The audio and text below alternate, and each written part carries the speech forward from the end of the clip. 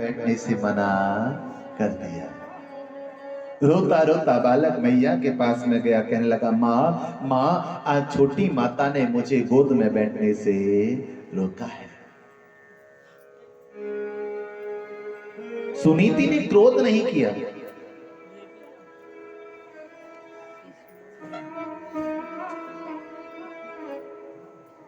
सुनीति बड़े भाव से समझाने लगी, बेटा मां ने क्या कहा है? मैया, मां ने कहा है कि इस गद्दी पर बैठना है तो पहले भगवान का भजन करो। सुनीति ने कहा, तो बेटा इसमें तो कुछ गलत नहीं कहा,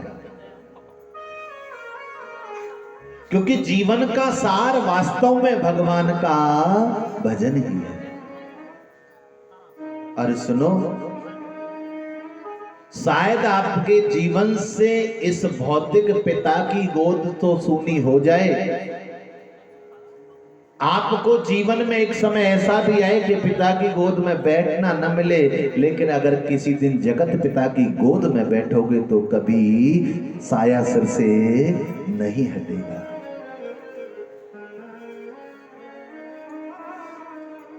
इसलिए जंगल में जाओ और भगवान का भजन करो। आज भाव और श्रद्धा के साथ में मां को प्रणाम किया। मां ने कहा, सुनो, जाने से पहले अपनी विमाता को प्रणाम करते हुए जाना। महलों में गए, ध्रुव जी ने प्रणाम किया। सुरुचि ने पूछा, क्या हुआ, कहां जा रहे हो? बोले, मां, जो आपने कहा था उस आज्ञा को पूरी करने जा रहा। लेकिन सुरुचि के हृदय में परिवर्तन नहीं आया, क्योंकि कहा जाता है, कस्तूरी की क्यारी करी केसर की दई खाद, पानी दिया गुलाब का, पर रही प्याज की प्याज। हाँ, बढ़िया कस्तूरी की क्यारी बनाओ, कस्तूरी डाल के केसर रूपी खाद लगाओ उसमें, और पानी भी साधारण नहीं, गुलाब जल कितना भी डालो, लेकिन जब प्याज पककर के निकलेगी तो उससे दुर्गंध ही आएगी। इसलिए सुरुचि का हृदय परिवर्तन नहीं। ध्रुव जी महाराज वन में चले गए, नारद जी से मिलने मिला। नारद जी ने पूछा, भैया कहां जा रहे हो? बोले, भगवान से मिलना है। नारद जी बोले, भगवान को क्या गुड़ का पुआ समझाए? हाँ, जितनी सहजता से मिल जाएंगे। ध्रुव जी बोले, ऐसा तो नहीं है, लेकिन मेरी मां ने कहा है तो भगवान मुझे जरूर मिलेंगे।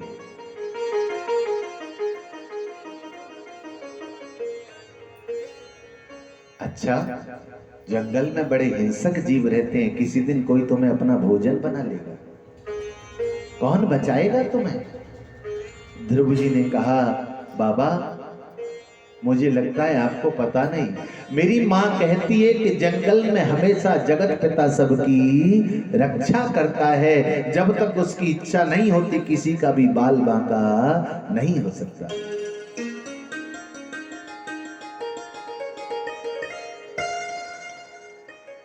ये बात जब सुनी तो नारद जी को बोध हो गया कि शिष्य लायक है, योग्य है। बोले, सुनो, मैं कहता हूं नारद स्वयं के तुम्हें भगवान नहीं मिलेंगे। ध्रुव जी बोले, आप नारद हो? बोले, हाँ। तो बोले, महाराज आपकी बात बिल्कुल झूठी है, क्योंकि मेरी मैया कहती है कि जिसे नारद मिलता है उसे भगवान मिल जाते हैं। या तो आप नारद नहीं है तो मैं मानूंगा भगवान नहीं मिलेंगे, अगर नारद है तो भगवान जरूर मिलेंगे, क्योंकि नारद उसी को मिलते हैं जिसे भगवान मिलते हैं। नारद जी का हृदय गद हो गया, वाह अद्भुत शिष्य है। और कहा सुनो, लेकिन ये बात तो निश्चित है, बिना गुरु के भगवान नहीं, गुरु तो बनाना पड़ेगा। गुरु का नाम क्या है बताओ? ध्रुव जी बोले महाराज गुरु तो मेरा कोई नहीं। तो नारद जी बोले पहले गुरु बनाओ भैया, भगवान तभी मिलेंगे, बिना गुरु के नहीं मिलते। उन्होंने गुरु को माध्यम बनाया हुआ है। अब ध्रुव जी बोले महाराज जंगल में कहां जाऊं, किसे ढूंढूं? अब पहले से पता होता तो घर से ही बना के चलता।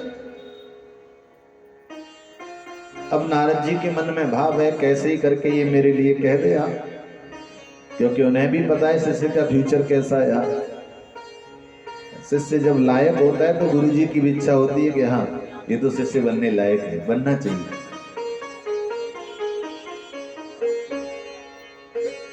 ध्रुव जी बोले महाराज इस समय यहाँ कहाँ जाऊंगा, मुझे कोई सहारा इस समय नहीं दिख रहा है। आप भी तो नारद हैं और आप भी तो गुरु तुल्य हैं, आप ही मेरे गुरु बन जाओ। हाँ नारद जी बोले भैया ये तो मैं चाह ही रहा था। हाँ नारद जी को गुरु बनाया। ध्यान देना, मैं उस दिन भी आपसे कह रहा था कि जीवन में जब आपके अंदर सत्पात्रता आ जाती है तो आपको जाना नहीं पड़ता, गुरु स्वयं चल करके आते हैं। गुरु, ध्यान देना, गु माने अंधकार, रू माने प्रकाश। जो अंधकार से आपको प्रकाश की ओर लेकर के जाए वही गुरु है। जो आपके जीवन के अंधकार, अज्ञान रूपी अंधकार का नाश करे वही गुरु है। और ध्यान देना, गुरुर्ब्रह्मा गुरुर्विष्णु गुरुर्देवो महेश्वर, गुरुर्साक्षात् परब्रह्म तस्मै श्री गुरुवे नमः। गुरु बिन भव से तरे न कोई, गुरु बिन भव निधि तरे न कोई, गुरु बिन भव निधि तरहि न कोई, गुरु बिन भव निधि तरे न कोई। जो विरंचे संकर सन होई, जो विरंच संकर सन होई। स्वयं रामचरितमानस में कहा गया है कि भैया बिना गुरु के कल्याण, गुरु बिन भव निधि तरहि न कोई। भव सागर को पार करने के लिए जीवन में गुरु का होना आवश्यक है। और कौन नहीं तर सकता है? बोले जो विरंच शंकर सम होई, जो साक्षात शिव के समान भी अगर कोई है तो उसे भी जीवन में गुरु की आवश्यकता है।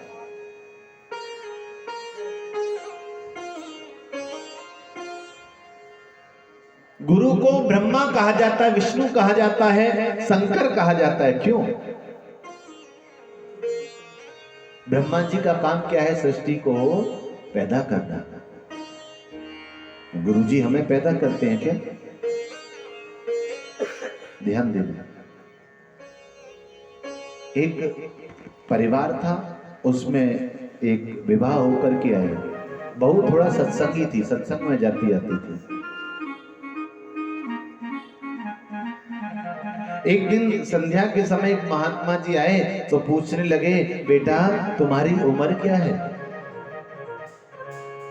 बहू कहने लगी महाराज मेरी उम्र तो मात्र 16 साल है।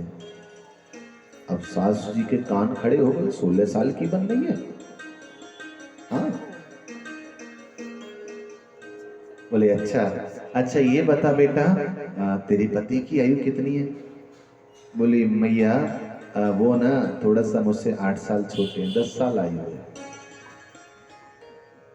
अब सासू माँ को बड़ा गुस्सा आया है, मेरे छोरे को तो 10 साल का ही बता रही है। यहाँ महात्मा ने पूछा अच्छा तुम्हारी सासू माँ की कितनी आयु है? बोले महाराज वो तो उनसे भी छोटी है, उनकी 7 साल की आयु है। अब मैया का तो पारा चढ़ गया है, मेरे बाल सफेद हो गए, बुढ़ापा आ गया, पूरी दुनिया मैंने देख ली है, मुझे 7 साल का बता रही। अब ससुर जी का पूछा तो मैया कहने लगी बहू रानी कि वो थोड़ा उनसे भी छोटे हैं, 5 साल के हुए हैं। एकदम से मैया से रहा नहीं गया, सो जोर से बोली, अरे बहू हमें का पतोई, तू हमारे घर में दादी बन करके आई है। हाँ, बहू ने दोनों हाथ जोड़े, मां क्षमा करिए, क्या हुआ बताइए। बताने को बचा क्या है जो मैं बताऊं, अब सब तो तूने ही कह दिया, मेरे लायक छोड़ा है क्या कुछ। महात्मा समझ गए मैया के भाव को, कहने लगे, अरे मैया काहे नाराज हो रही हो, क्या बात है बताओ तो सही, काहे को इतना नाराज हो रही हो। मैया कहने लगी, महात्मा जी आप देख नहीं रहे हो, ये कैसे कैसे आयु बता रही है, घर में सबसे बड़ी खुदी बता रही है, सबसे पीछे आई है, सबसे छोटी, मेरा पूरा जीवन इस घर में निकल गया, 45 साल तो मेरे ब्याह को हो गया। महात्मा जी समझ के कहने लगे, मैया बहू तुम्हारी गलत नहीं है, वो बिल्कुल सही कह रही है। कैसे महाराज, सुनो, मैंने उसको आध्यात्म की दृष्टि से पूछा कि तुम्हारे जीवन कितने साल का हो गया, अर्थात मैंने उससे पूछा कि तुम्हें गुरु बनाए कितना समय हो गया, तो उसने कहा कि महाराज मुझे 16 साल हो गए। जब मैं 8 साल इस घर में रही, उसके बाद मैंने अपने पति को और मंत्र दीक्षा दिलवाई, और उसके बाद मैं सासू माँ को दिलवाई, उसके बाद मैं ससुर साहब को दिलवाई। तो वो जो आयु का निर्णय है उस आयु से है जिस आयु से तुम्हें मंत्र दीक्षा मिली है, गुरु मंत्र मिला है। और वास्तव में हमारा दूसरा जन्म तब होता है जिस समय हम गुरु मंत्र का दान देते हैं। इसलिए गुरु को ब्रह्मा कहा गया, क्योंकि गुरु के बाद में एक नए जीवन का निर्माण होता है। गुरु ब्रह्मा गुरु विष्णु, गुरु को विष्णु कहा जाता है, क्यों? विष्णु का काम है सृष्टि का पालन करना। गुरु जी क्या करते हैं, बोले जब आप मंत्र दीक्षा लेते हैं तो प्रत्येक गुरु अपने परिवार के लिए, अपने शिष्य समूह के कल्याण के लिए ईश्वर से प्रार्थना करता है और समय समय पर सन्मार्ग बताता है। इसलिए गुरु को पालन करता विष्णु कहा जाता है। बोले चलो यहां तक तो ठीक है, लेकिन शंकर क्यों कहा जाता है? गुरु जी कोई मारते थोड़े ही है, शंकर जी का काम तो संहार करना है। तो गुरु शंकर कैसे है? तो प्यारे ध्यान देना, जिस समय जीवात्मा ईश्वर का नाम लेकर के गुरु के सम्मुख आता है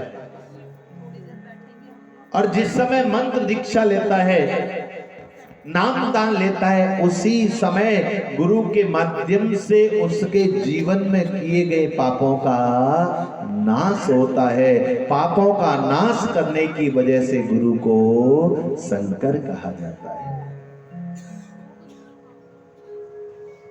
इसलिए कहा गया कि गुरु गोविंद दो खड़े, काके लागू पाए, बलिहारी गुरु आपकी, मोसे गोविंद दियो बला। अगर गुरु और गोविंद दोनों खड़े तो प्राथमिकता गुरु की है, क्यों? कि अगर गुरु न होता तो हम जीवन में कभी गोविंद को पहचान नहीं पाते।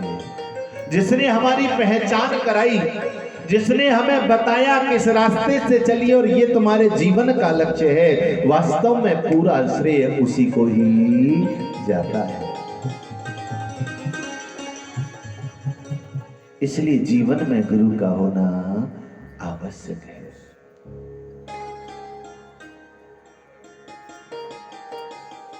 आज नारद जी ने कहा कि भैया मैं आपको मंत्र देता हूं।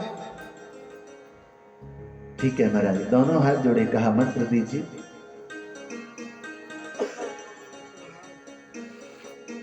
द्वादशाक्षर मंत्र का दान दिया।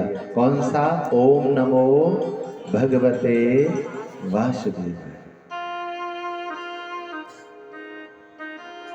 और इसी मंत्र के सहारे ध्रुव जी महाराज ने मात्र 5 वर्ष की आयु में भगवान को पा लिया। ऐसा दिव्य मंत्र। नमो भगवते तुभ्यं वासुदेवाय धीमहि प्रद्युम्नाय निरुद्धाय नमः संकर्षणाय च। द्वादशाक्षर मंत्र का जाप किया। आइए हम भी भाव से 1 मिनट इस मंत्र को गाते हैं।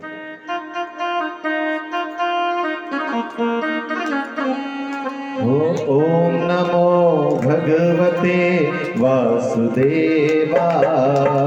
ओम नमो भगवते वासुदेवाय। ओम नमो भगवते वासुदेवाय। ओम नमो भगवते वासुदेवाय। वासुदेवाय मेरो नंद नंदनाय।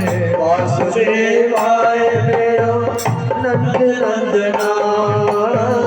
वासुदेवाय मेरो नंद नंदनाय। वासुदेवाय मेरो नंद नंदनाय। ओम नमो भगवते वासुदेवाय। ओम नमो भगवते वासुदेवाय। ओम नमो भगवते वासुदेवाय। ओम नमो भगवते वासुदेवाय। वासुदेवाय वासुदेवाय। वासुदेवाय वासुदेवाय। ध्रुव जी ने कहा, गुरु जी मंत्र तो दे दिया, लेकिन एक बात बताइए, इस मंत्र को जपो कहाँ? कोई जगह तो बड़ा ही बढ़िया। स्थान का जीवन में बड़ा प्रभाव होता है। बहुत सी जगह आप जाते हैं तो आपके मन को बड़ी शांति मिलती है, बड़ा सुकून मिलता है, और आपको घंटे 2 घंटे कब बीत गए पता भी नहीं चलता। बहुत सारी जगह ऐसी होती हैं जहां जाने के बाद आपके मन को और ज्यादा परेशानी होती है। इसलिए कोई स्थान बताइए। नारद जी ने कहा, सुनो, तत्रात्र गच्छ भद्रं ते यमुनायास्तटं शुचे पुण्यं मधुवनं यत्र सान्निध्यं नित्यदा हरे। अरे भैया, आप श्री यमुना जी के पुलिल पर जाइए। हाँ, और यहां नहीं, मथुरा में जाइए। मथुरा में एक मधुवन नाम का वन है, जो आज के समय में मोहोली नाम से विख्यात है। आज भी यदि मथुरा जाए आप तो मोहोली में आज भी ध्रुव टीला है, जहां ध्रुव जी महाराज ने तपस्या की थी। जब 84 कोश परिक्रमा होती है तो उसका दीदार भी होता है। तत्रात्र गच्छ भद्रं ते यमुनायास्तटं शुचि। महाराज आप वहां जाइए। ध्रुव जी महाराज 4.5 वर्ष की अवस्था यमुना जी के पावन तट पर आए और गुरु के वचनों को विश्वास स्वरूप मान करके और भगवत नाम का स्मरण करने लगे। ध्यान देना, जब आसन पर बैठे और प्रारंभ किया नाम जाप, तो लगातार 3 दिन तक एक आसन पर बैठे रहे और भजन करते रहे। हम लोगों से साहब 3 घंटे नहीं बैठा जाता है। 3 घंटे में भी 17 तो आसन बदल देते हैं हम लोग। हाँ? और उसमें भी अगर कुर्सी आसन मिल जाए तो बहुत बढ़िया। बड़े बूढ़ों की बात अलग है, मैं तो युवा अवस्था वालों की बात कर रहा हूं। हाँ, बड़े बूढ़ों को तो सुविधा चाहिए ही चाहिए, उसमें क्या गलत है। ना ना, आप बैठे रहिए, आपसे नहीं कह रहा हूं मैं। कोई बात नहीं। तो 3 दिन तक लगातार एक आसन पर बैठते हैं, क्योंकि शास्त्र कहता है सबसे पहले आप आसन जीतिए। जितासनो जित श्वासो जित संगो जितेंद्रिय। सबसे पहले आप अगर साधना के अध्याय में प्रवेश करना चाहते हैं तो सबसे पहले आसन को जीतिए। आसन जब जीतोगे तो इंद्रियों को जीत पाओगे। जितासनो जित श्वासो जित संगो जितेंद्रिय। जब आसन जीतोगे तो श्वासों को जीत पाओगे, और जब श्वास आपके नियंत्रण में होगी तो भगवान का दीदार कर पाओगे। त्रिरात्रे कपित्थ बादरासन। लगातार 3-3 दिन 3-3 रात्रि तक बैठते हैं। पहले महीने 3 दिन रात्रि के बाद में खड़े होते हैं। जो भी कदली फल अर्थात बेर कंद मूल फल मिलते हैं उसे खाते हैं, यमुना जी का पान करते हैं और पुनः तपस्या के लिए बैठ जाते हैं। पहला महीना। दूसरा महीना समय को और बढ़ा दिया गया, अब 6 दिन एक आसन पर बैठते हैं। तीसरे महीने का जब प्रारंभ हुआ तो 9 दिन तक एक आसन पर बैठते हैं। अब कंदमूल फल खाना भी छोड़ दिया है, केवल सूखे पत्ते आदि खाते हैं और उससे जीवन यापन करते हैं, जल पीते और पुनः बैठ जाते हैं। चौथे महीने का प्रारंभ हुआ तो महाराज 12 दिन तक एक आसन पर बैठते हैं और 12 दिन के बाद में केवल श्री यमुना जी के जल का पान करते हैं। चौथा महीना जब प्रारंभ हुआ, 5वां महीना जब प्रारंभ हुआ तो 15 दिन एक आसन पर बैठते हैं और केवल प्राण वायु लेते। हम जल पीना भी छोड़ दिया। जैसे ही 6वां महीना चला, आज ध्रुव जी ने निश्चय कर लिया चाहे कुछ भी हो जाए, जब तक हरि नहीं मिलेंगे अब मैं एक श्वास भी नहीं लूंगा। जैसे ही 6वां महीना बीतने लगा महाराज, संसार में देवलोक में हाहाकार मचने लगा, क्योंकि सबको प्राणवायु की कमी होने लगी। देवता दौड़े दौड़े भगवान नारायण के पास में गए। प्रभु त्राहिमाम शरणागतम प्रभु, ऐसा लग रहा है कोई राक्षस ऐसा आया जिसने प्राणवायु का हरण कर लिया है। भगवान मुस्कुराए, कहने लगे भैया प्राणवायु का हरण किसी राक्षस ने नहीं किया। तो महाराज प्राण संकट बना हुआ है, कैसे बचेंगे, कैसे जिएंगे? भगवान ने कहा सुनो, इस समय मेरा एक लाडला मेरी भक्ति में लीन है और उसने स्वयं ने प्राणवायु लेना बंद कर दिया है, इसलिए दुनिया में प्राणवायु की कमी हो रही है। देवताओं ने हाथ जोड़े, कहा महाराज जल्दी से जाओ, उसे जाकर के दर्शन दो, नहीं तो सब पधरा जाएंगे यहाँ। भगवान बोले सुनो देवता, ऐसे भक्तों को दर्शन देने के लिए नहीं अपितु ऐसे भक्तों के दर्शन करने के लिए जाता हूं मैं। मुझे खुद को उनकी दीदार की लालसा होती है।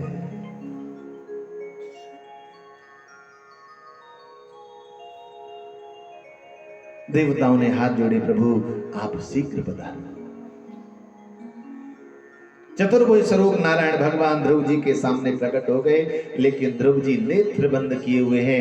हृदय के अंदर भगवान का दिव्य स्वरूप जो दिखाई दे रहा है उसी में डोर लगी हुई है और एकाग्र चित्त से भगवत नाम का स्मरण कर रहे हैं। बाहर खड़े हुए भगवान नारायण ने आवाज लगाई, ध्रुव मैं नारायण तेरे सामने पधारा हूं, लेकिन ध्रुव ने एक भी नहीं सुनी। क्यों? क्योंकि हृदय के अंदर जो दीदार हो रहा था ध्रुव जी उसमें खोए हुए हैं। भगवान बोले ऐसे तो मैं सालों साल खड़ा रहूं तो भी ये ना खोले। हाँ, तो भगवान ने उसी समय अंदर जो स्वरूप था उसको अदृश्य किया।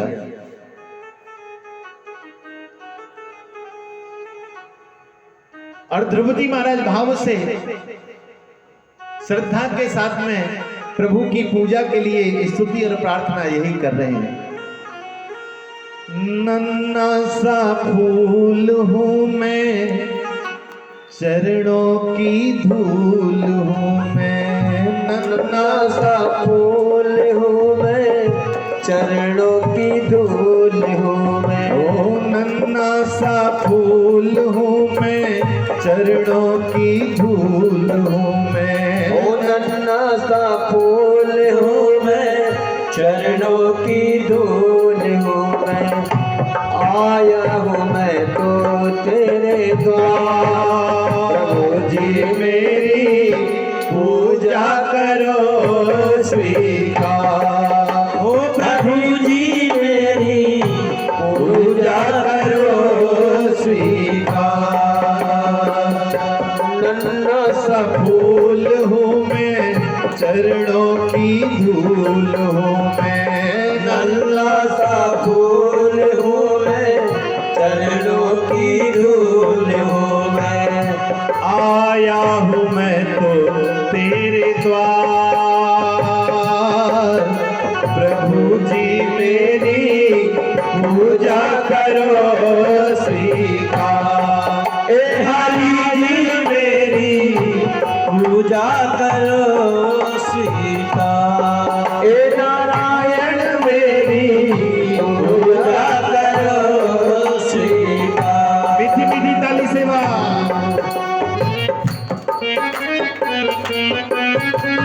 हरि मैं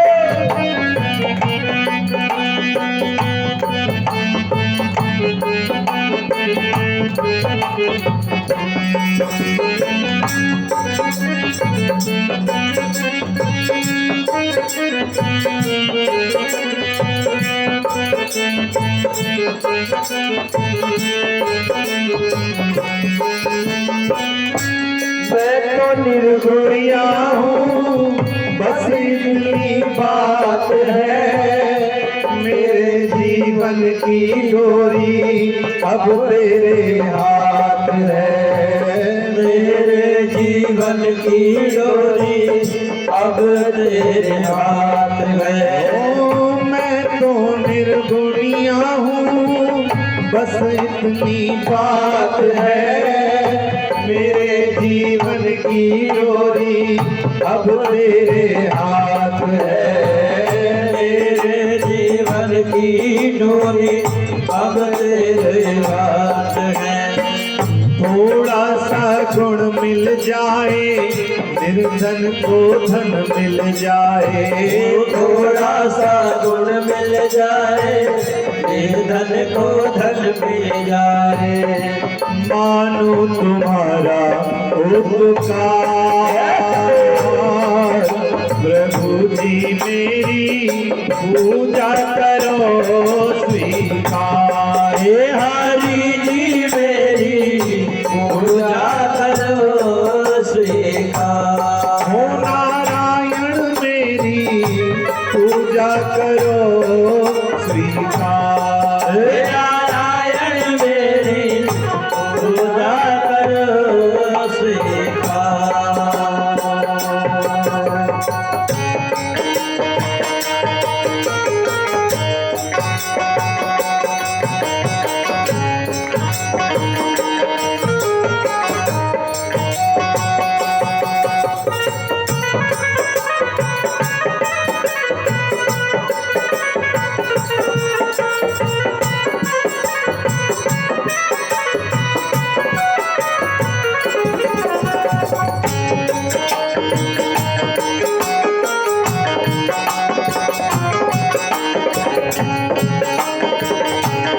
हे हरि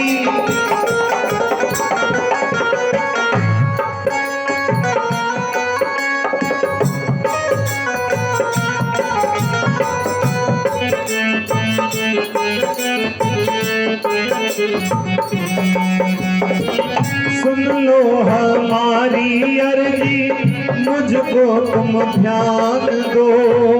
जीवन को जीना सूख ऐसा वरदान दो। जीवन को जीना सीखो ऐसा वरदान दो। सुन लो हमारी अर्जी, मुझको तुम ध्यान दो। जीवन को जीना सीखो ऐसा वरदान दो। जीवन को जीना सीखो ऐसा वरदान दो।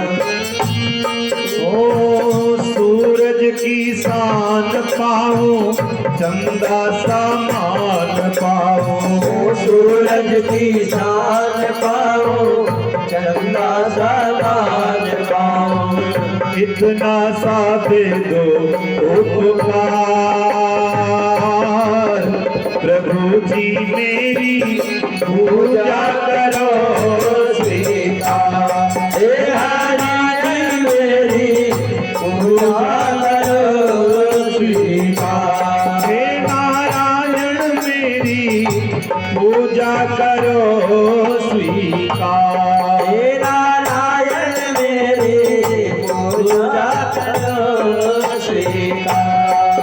ओम नन्हा सा फूल हूँ मैं, चरणों की धूल हूँ मैं। नन्हा सा फूल हूँ मैं, चरणों की धूल हूँ। ओम नन्हा सा फूल हूँ मैं, चरणों की धूल हूँ मैं। नन्हा सा फूल हूँ मैं, चरणों की धूल हूँ। आया हूँ मैं तो तेरे द्वार, प्रभु जी मेरी पूजा करो स्वीकार। ओ नारायण मेरी पूजा करो स्वीकार। ओ जगदीश्वर मेरी पूजा करो स्वीकार। हे नारायण मेरी पूजा करो स्वीकार। हे नारायण मेरी पूजा करो स्वीकार। आज ध्रुव जी महाराज भाव से ठाकुर जी की यही भावना कर रहे हैं। इतने में ठाकुर जी से हृदय से जो छवि हटाई, एकदम से ध्रुव जी को लगा न जाने मेरे जीवन में कौन सा अपराध हो गया जो ठाकुर जी की छवि मेरे हृदय से चली गई।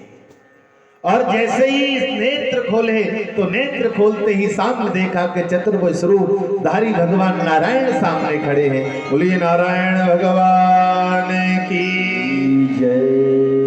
आज नारायण के दिव्य स्वरूप को देख करके ध्रुव जी महाराज ने दोनों हाथ जोड़े, प्रभु स्वरूप को निहार रहे हैं, क्योंकि जीवन में कभी उम्मीद नहीं थी कि इतने थोड़े समय में भगवान मिल जाएंगे। जो अचरज से भरी वस्तु हो, जो आपके जीवन में लगता हो कि बड़ा असंभव है, और वो सहजता में मिल जाए तो विश्वास नहीं है। अब हम लोगों को भले ही लगे कि सहज में मिल गए 6 महीने में, हैं, हमारा बुढ़ापा आ गया आज तक नहीं हुआ, लेकिन प्यारे जो ध्रुव जी ने 6 महीने किया था वो हम 60 साल भी नहीं कर पाए। 4.5 वर्ष का अवस्था जो ठीक से खेलने की नहीं होती है, उस उम्र में भगवान को भजना बहुत बड़ी बात है। अब ध्रुव जी महाराज हाथ जोड़े खड़े हैं। भगवान ने कहा मांगो क्या चाहिए। मन में एक ही भाव है कि अगर आज मुझे थोड़ा बहुत ज्ञान होता तो मैं भी भगवान की स्तुति करता। न पढ़ना आता है न लिखना आता है, क्योंकि 4.5 वर्ष की अवस्था में तो आजकल तो खैर हम 3 साल से भेजने लगते हैं, लेकिन पहले तो कौन भेजता था साहब, हैं? 7-8 साल का बच्चा होता तो पहले माता पिता सोचते थे अब इसका एडमिशन कराना है, अब सोचें कहाँ कराना है। आजकल तो पैदा होने से पहले डिसाइड हो जाता है इसको कहाँ भेजना है। हाँ, और आयु के कौन से चरण में भेजना है, 2.5 साल में भेजना है या 2 साल से ही शुरू करना है। हाँ, अच्छा है, माता पिता सजग हैं बच्चों के प्रति। हाँ, ये वो समय है आपको जाना होता है तो आपका जाना और आना बच्चों के टाइम से। हाँ, पहले होता था पिता ने जब कह दिया जब जाना है तो जाना है, बात खत्म हो गई। आप चाहे तुम्हारा स्कूल हो चाहे एग्जाम हो कुछ भी हो, लेकिन आजकल सब प्री प्लान होता है। अच्छा है, होना भी चाहिए। हाँ, तो 4.5 वर्ष की अवस्था ध्रुव जी महाराज की थी जिस समय तप करने के लिए है। आज भगवान मिल गए तो मन में बस एक भाव है कि अगर आज मुझे ज्ञान होता तो मैं भी भगवान की स्तुति गाता। भगवान समझ गए और उसी समय भगवान ने अपने शंख को ध्रुव जी के कपोलों पर लगाया और जैसे ही कपोलों पर लगाया मां शारदा की कृपा ध्रुव जी महाराज के ऊपर हुई। बोली शारदा मैया की जय। और ध्रुव जी महाराज बड़ी सुंदर दिव्य स्तुति करने लगे। योऽन्तः प्रविश्य मम वाचमिमां प्रसुप्तां संजीवयस्यखिलशक्तिधर स्वधाम्ना अन्यस्तहस्तचरणा श्रवणा त्वगादि प्राणान्नमो भगवते पुरुषाय तुभ्यम्। ध्रुव जी कहने लगे प्रभु आप मेरे अंतःकरण में प्रवेश करके अपने इस दिव्य तेज के माध्यम से मेरी इस सोई हुई वाणी को सजीव कर रहे हैं। जो कुछ बोलना नहीं जानता था आज वह संस्कृत के श्लोकों का गान कर रहा है आपकी कृपा से। अरे प्रभु मेरे हाथ, मेरे पांव, मेरी त्वचा, मेरी जितनी इंद्रियां हैं वो सब की सब मुझे ऐसा लग रहा है कि अब सचेत हो गई हैं। जो अचेत पड़ी हुई थी, जो जड़ पड़ी हुई थी, अब उन सब के अंदर चेतना का आह्वान हो गया है।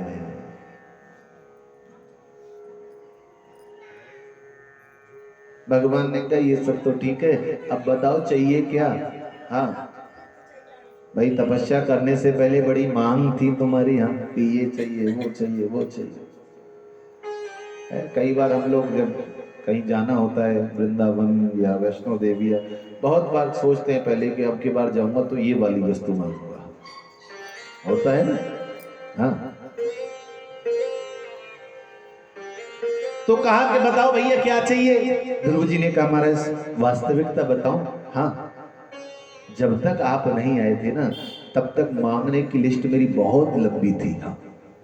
पता नहीं क्या क्या सोच के बैठा था, पूरी एक लिस्ट बनाई हुई थी मैंने। हाँ, ये भी मांगूंगा, ये भी मांगूंगा, ये भी मांगूंगा। लेकिन जब आपका दीदार हुआ है तो सारी मांगने की कामना ही समाप्त हो गई।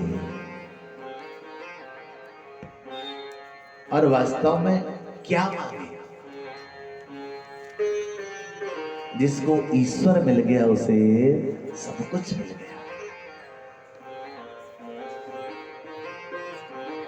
कोई राजा था, राजा ने 1 घंटा निर्धारित किया कि इस 1 घंटे के समय में जो कोई वस्तु जिस वस्तु को छीदेगा वो उसी की हो जाएगी, केवल टच करना है। जैसे ही समय हुआ राजा ने अपने द्वार खुलवा दिए, भंडार खुलवा दिए और सब लोग महाराज भंडार की ओर दौड़े। कोई सोने को हाथ लगा रहा है, कोई चांदी को हाथ लगा रहा है, कोई किसी को हाथ लगा रहा है। एक नन्ही सी बच्ची राजा की ओर चली आ रही है। राजा कहने लगा बेटा इधर नहीं आना है, जिसको भी तुम्हें छूना है वो सब उधर है, जिसे भी हाथ लगाओगे सब तुम्हारा है। लेकिन बच्ची ने राजा की एक भी बात नहीं सुनी और सिंहासन के पास में आई और आकर के राजा को ही छू दिया। राजा ने कहा ये क्या किया? बोले महाराज मैंने तो आपको छू दिया, अब जो आपका है वो सब। तो ध्रुव जी महाराज ने कहा प्रभु जब जगत पिता मुझे मिल गए, जिसने सृष्टि को बनाया है, जिसने दुनिया में यह सब भौतिक सुख आध्यात्मिक सुख भेजा है, जब वह जगत पिता मुझे मिल गया तो अब मुझे दुनिया से क्या चाहिए?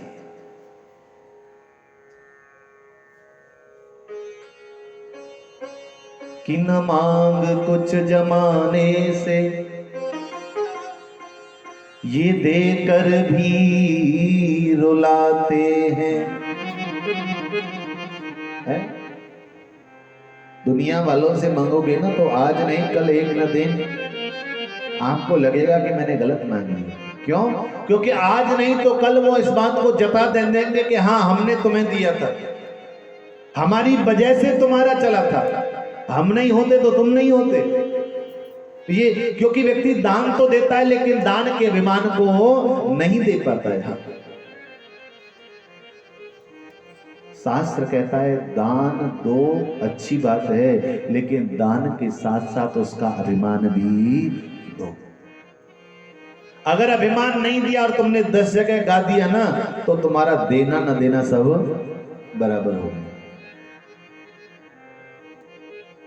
कि न मांग कुछ जमाने से ये देकर फिर रुलाते हैं, और मांग उस नारायण से जिसके दर ये भी जाते हैं। अगर मांगना है तो उससे मांगो ना, जिसके सामने दुनिया झोली फैलाए खड़ी है साहब, है जो खुद फकीर है, उससे क्या मांगना? जिस दर से उसे मिला है, क्या आपको नहीं मिलेगा? अगर आपके मन में ऐसा है कि नहीं मिलेगा, तो ये आपके आत्मविश्वास की कमी है, आपकी लगन सच्ची है, आपका कर्म सच्चा है, आपकी निष्ठा पूर्ण है, तो आपको भी वो मिलेगा जो उसे नहीं मिला। ध्रुव जी महाराज ने कहा कुछ नहीं चाहिए महाराज, अब क्या मांगा? आप मिल गए, क्योंकि अब हमारे पास परम धन है। भगवान ने कहा कोई बात नहीं, लेकिन मेरी इच्छा है कि मैं दूंगा जरूर। हाँ, भगवान ने कहा सुनो, अभी जिस राज्य के लिए तुमने मुझे भेजा है ना, पहले उस राज्य को भोगो। ध्रुव जी ने हाथ जोड़े, महाराज पहले इच्छा थी, अब कतई नहीं है। भगवान ने कहा पहले तुम्हारी इच्छा थी, अब मेरी इच्छा है। प्रणाम करके ध्रुव जी महाराज वापस आए, और ऐसा वर्णन आता है कि 36,000 वर्ष तक ध्रुव जी महाराज ने राज्य किया। और जब दुनिया छोड़ के गए तो प्रभु कृपा का प्रभाव देखिए। जब अंत समय आया तो भगवान के पार्षद विमान लेकर के पाए, ध्रुव जी महाराज चलिए, आपको सशरीर जाना है, क्योंकि आपके लिए भगवान ने एक अलग लोक बनाया है। जिस समय ध्रुव जी महाराज चलने के लिए तैयार हुए, उसी समय काल मृत्यु हाथ जोड़े खड़ा है, जिससे नजरें मिलाना मुश्किल है, जिसका नाम सुनते ही जीवन में पसीना आने लगता है, वह काल वह मृत्यु ध्रुव जी महाराज के सामने हाथ जोड़े खड़ा है। ध्रुव जी ने पूछा कौन है आप, किस लिए आए थे? काल ने कहा महाराज मेरा नाम मृत्यु है, और विधि का ऐसा नियम है कि बिना मेरे स्पर्श किए कोई दुनिया से नहीं जाता। मेरे लिए क्या किया है? ध्रुव जी ने कहा सुनो, पृथ्वी और विमान के बीच में थोड़ा सा दूरी है, तो ऐसा करो तुम पृथ्वी और विमान के बीच में खड़े हो जाओ, ताकि सीढ़ी के रूप में प्रयोग कर सको। ततो तान पद पुत्रो ददर्शान्तकमागतम् मृत्यु मूर्ध्नि पदम दत्त्वा आरोहाद्भुतम गृहम्। आज प्रभु की कृपा का प्रभाव देखिए, जिसके ऊपर प्रभु की कृपा होती है, काल उसके सिर पर पांव नहीं रखता, हाथ नहीं रखता, अपितु भगवान का लाडला काल के गाल पर, काल के सिर पर पांव रख करके भगवान के धाम को जाता है। ये प्रभु कृपा का प्रभाव है। मृत्यु मूर्धनि पदम दत्त्वा, मृत्यु के सिर पर पांव रख करके ध्रुव जी महाराज और निज लोग, अपने लोग, जिसको ध्रुव लोक नाम से जाना गया, वहां गए। किसके भरोसे? उस सत्य के भरोसे, उस परम पिता के भरोसे। ध्रुव सगलाने जपो हरि नामो, ध्रुव सगलाने जपो हरि नामो, पायहु अचल अनुपम धामो, पायहु अचल अनुपम धामो, ध्रुव सगलाने जपो हरि नामो, पायहु अचल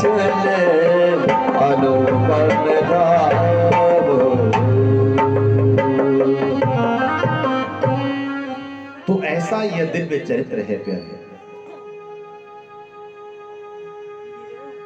छोटा सा भाव था सुरुचि का, केवल इतना कि गोद में न बैठे, लेकिन जो अवसर मिला उस अवसर का सदुपयोग ध्रुव जी ने किया।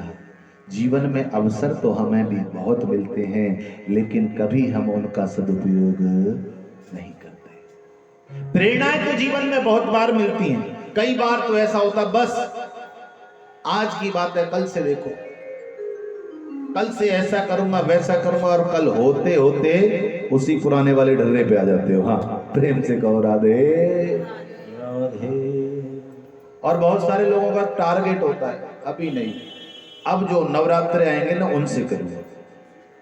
नवरात्रे अरे अभी नहीं, अभी तो थोड़ा ऐसे चल रहा है, अब कोई बात नहीं, अब श्रावण का महीना आएगा ना तब हाँ हर सोमवार डेली जाया करूंगा शंकर जी के। श्रावण आया तो बारिश का मौसम है, अभी नहीं।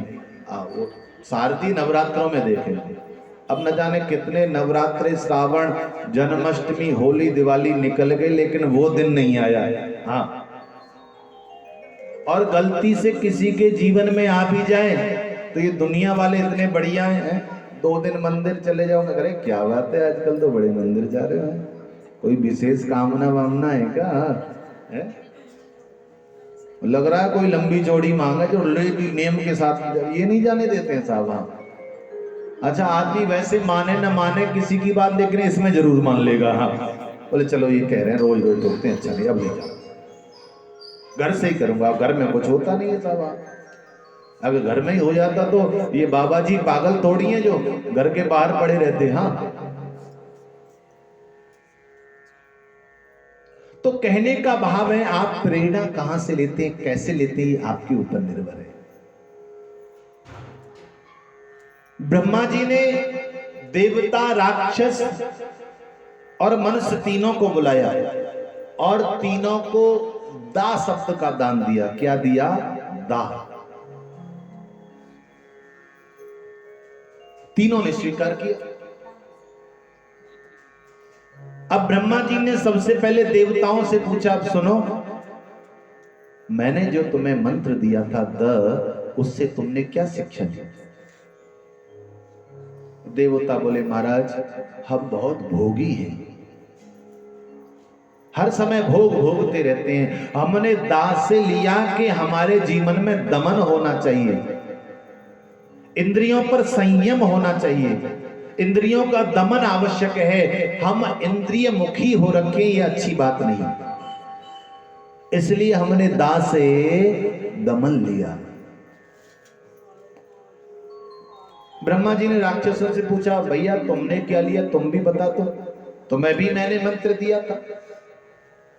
राक्षस बोले महाराज हम बहुत अत्याचार करते हैं, दुराचारी हैं, हिंसा बहुत करते हैं, किसी का ना अच्छा देखते हैं ना बुरा देखते हैं, जो मन में आता है वही करते हैं। आपने जो दा दिया हमें लगा हमें दा से दया करनी चाहिए, क्योंकि हमारे जीवन में दया की बड़ी कमी है। आगे मनुष्य, ब्रह्मा जी बोले तुमने भी कुछ सीखा? बोले हाँ महाराज सीखा हमने भी, हम क्यों नहीं सीखेंगे। क्या सीखा? बोल महाराज हमने सीखा दासे दान। शब्द एक है लेकिन सबने उसको अपने अपने अनुसार ग्रहण किया। जीवन में इसी प्रकार से अनेकों प्रेरणाएं, अनेकों अवसर हमें मिलते हैं। मैं ये नहीं कहता कि घर बार छोड़ करके सब हाँ वृंदावन पहुंच जाओ, सिकंदराबाद खाली हो जाएगा, गड़बड़ हो जाएगी सब। हाँ, ऐसा नहीं है। आप घर में रह करके भी भगवान का भजन कर सकते हैं, भक्ति कर सकते हैं। माध्यम बनाइए ना। घर में प्रसादी तो हर माता बनाती होंगी या नहीं बनाती? सब बनाती हैं ना। अब प्रसादी में ही भाव ठाकुर जी का लगा दो कि ये प्रसादी ठाकुर जी के लिए बन रही है, तो आपका प्रसादी बनाना ही भक्ति हो गया साहब। कहीं नहीं जाना है आपका, आपकी रसोई ही भक्ति का घर बन गई। आप सोचिए कि नहीं नहीं सुबह मुझे जल्दी जगना है, क्योंकि मुझे रसोई में तभी जाना है जब मैं स्नान कर लूंगी, क्योंकि मैं गोविंद का भोग बनाऊंगी, मेरे कन्हैया को भोग लगाऊंगी, और भोग तभी बनेगा जब मैं स्नान करूंगी। आटा गूंथते समय, सब्जी बनाते समय हर समय भाव रखिए कि ठाकुर जी के लिए बना रहे हैं। देखिए परिवर्तन आता है नहीं आता है, और उसके बाद उस भोजन का स्वाद भी देखिए, उसमें भी परिवर्तन आएगा। हाँ,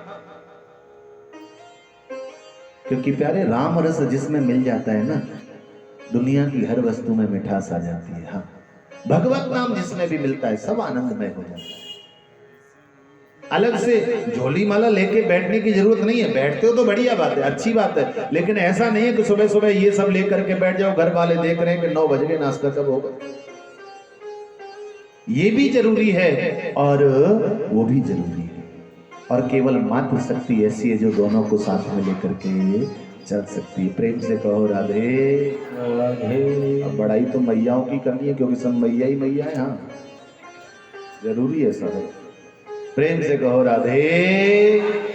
एक और बार कहिए राधे। अरे थोड़ा जोर से कह दो। हाँ, भोजन तो सब करके ही आए होंगे, आज व्रत भी नहीं होगा किसी का, है किसी का? हाँ, तो फिर तो बोल ही सकते हैं, फिर क्या समस्या हम लोगों को। हाँ, बोली बांके बिहारी लाल की जय हो। आगे इस वंश को अक्रम बढ़ा, उत्कल हुए, उत्कल के वत्सर हुए, पुष्पाण हुए, प्रतिष्ठ हुए, इसी में बेन हुए, बेन के पृथु हुए। 10 प्रचेताओं का, प्राचीन भरे और प्रचेताओं का वर्णन इस वंश में रहा, और आगे इसमें प्रियव्रत का वंश प्रारंभ हुआ, पंचम इसका। प्रियव्रत की जो पत्नी है वो विश्वकर्मा की पुत्री वर्हिष्मती है।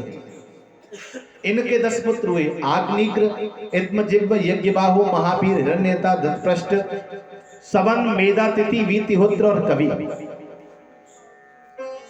इसी वंश में आगे ऋषभदेव जी महाराज हुए, इसी वंश में आगे भरत जी हुए। भरत जी महाराज इतने बड़े साम्राज्य को छोड़ करके जंगल में चले गए।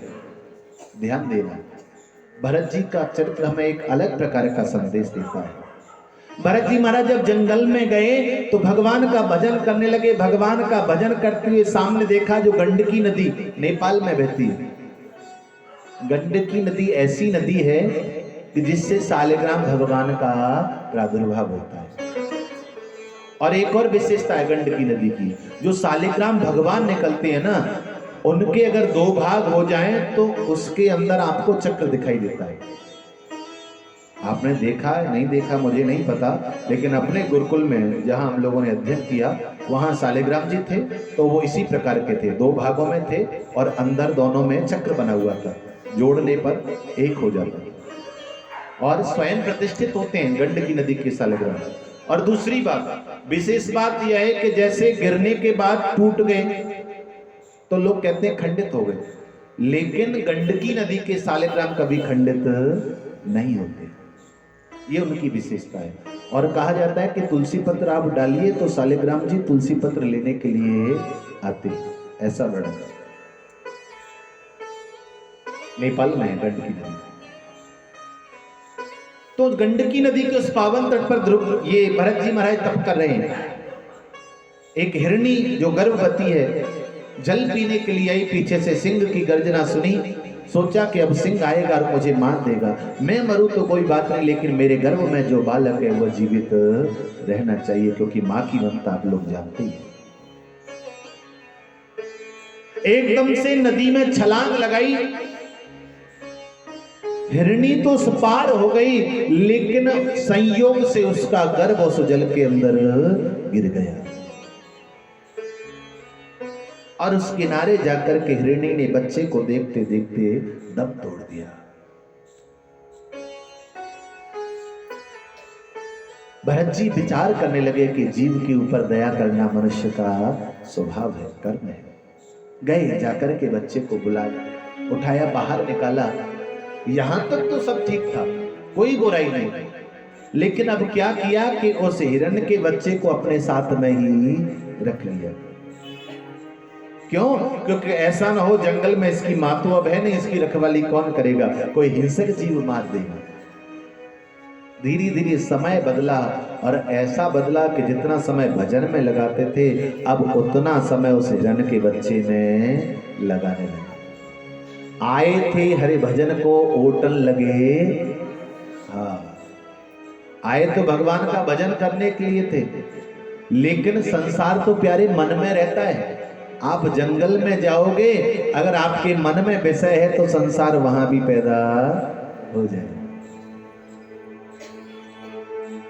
भरत जी महाराज का संसार वो हिरण का बच्चा हो गया। हर समय उसी बच्चे को याद करते हैं। पहले समिधा लेने जाते थे हवन के लिए, अब घास लेने जाते हिरण के बच्चे के लिए। हाँ, पहले खुद स्नान करने नदी पर आते थे भजन के लिए, अब हिरण के बच्चे को स्नान कराने लगते। उसमें ऐसा मन फंसा हुआ। एक दिन इनको थोड़ी पीड़ा हुई, ज्वर हुआ, बुखार हुआ, ये तो चारपाई पर पड़े हुए हैं। हिरण का बच्चा बड़ा हो गया, हिरणों का झुंड आया और बच्चा उस झुंड में चला गया। अब ये यही सोच रहे हैं कि कैसे होगा, बेचारा कभी गया नहीं जंगल में, रहा नहीं कभी, कैसे जीवन बीतेगा। और सोचते सोचते प्राण,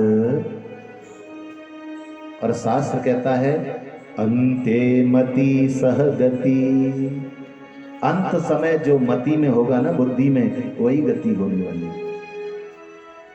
तो मति कहां थी? हिरण के बच्चे में। तो क्या बने? हिरण बनना पड़ेगा ना। हाँ, इसलिए कहा जाता है कि अंत समय तो भगवान का नाम ले लो। जरूरी नहीं कि आप जीवन भर लो,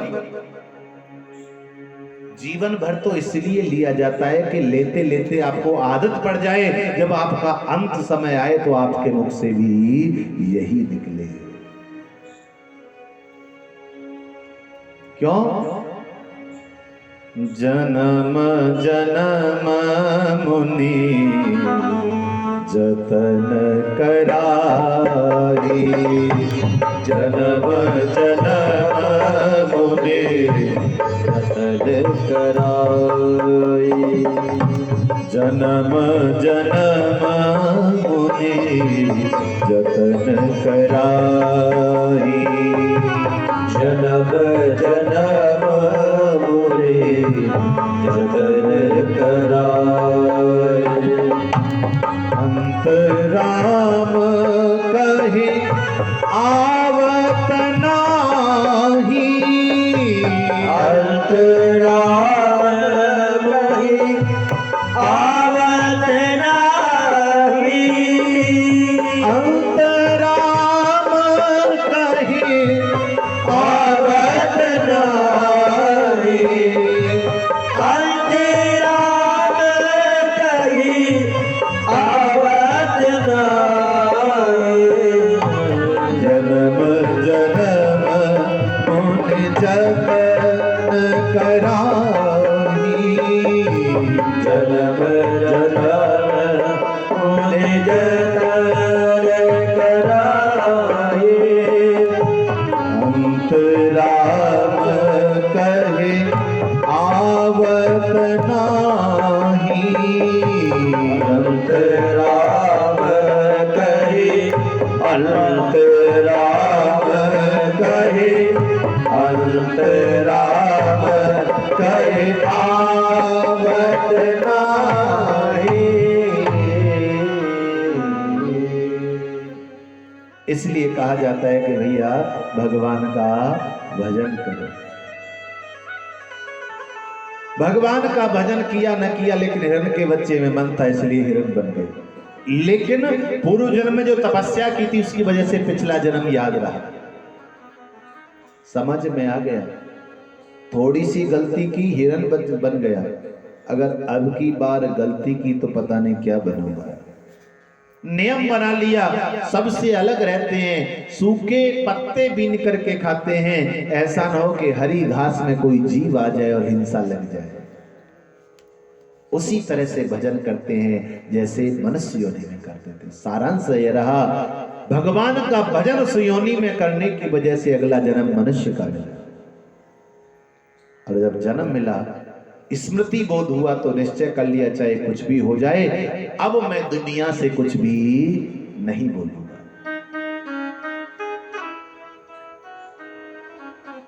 क्योंकि दुनिया बड़ी विचित्र है और दुनिया में जो माया है ना वो महा ठगिनी है। हाँ।